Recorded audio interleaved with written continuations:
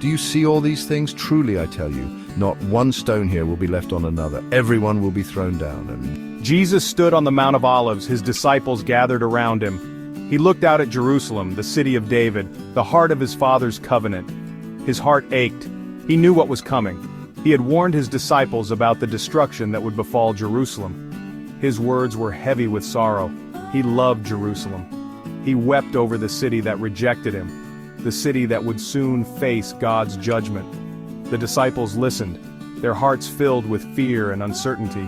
They couldn't imagine the destruction of the temple, the center of their faith, but Jesus' words were clear. The temple, adorned with gold and white marble, stood majestically within the city walls. It was a sight to behold, a testament to the faith of generations. Pilgrims from distant lands flocked to Jerusalem, eager to offer sacrifices and experience the divine presence within the Holy of Holies. The streets bustled with merchants, artisans, and money changers. Laughter and conversation filled the air as people went about their daily lives. But beneath this facade of prosperity, a darkness lurked. The city was rife with corruption. Religious leaders exploited the people, enriching themselves while neglecting their spiritual duties. The love of money, power, and self-indulgence had replaced genuine piety. The warnings of the prophets fell on deaf ears.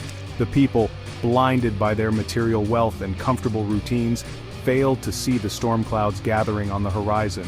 Roman rule, though resented, had brought a period of relative peace and economic prosperity.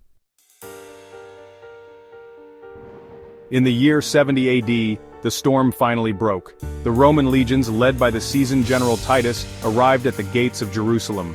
They came seeking to crush the Jewish rebellion that had dared to challenge the might of Rome.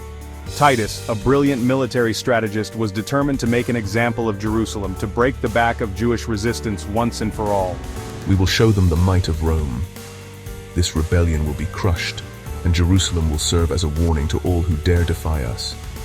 The siege began, a brutal and relentless campaign that would last for months. The Roman army, a well-oiled machine of war, surrounded the city, cutting off all supply lines. Food and water became scarce within the besieged city.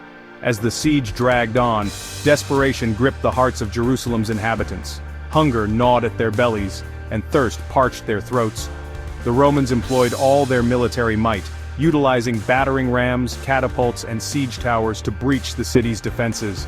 The defenders fought back with courage and tenacity, but they were outnumbered and outmatched. Amidst the chaos and carnage, a small group of us remembered the words of Jesus. We recalled his prophecy about the destruction of Jerusalem and his warning to flee to the mountains when we saw the Roman armies approaching. With heavy hearts, they had heeded his words. When the Roman armies had briefly withdrawn, seemingly in retreat, these Christians saw it as a sign. They knew it was their chance to escape the impending doom.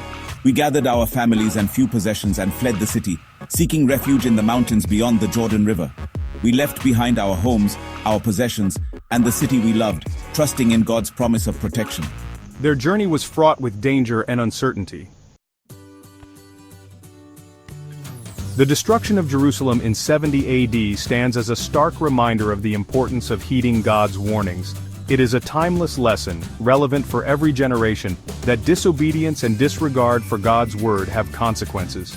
The Jewish people, blinded by their pride and self-reliance, failed to recognize the signs of the times, the warnings that God had sent through his prophets and through his Son, Jesus Christ. But this event also offers a message of hope.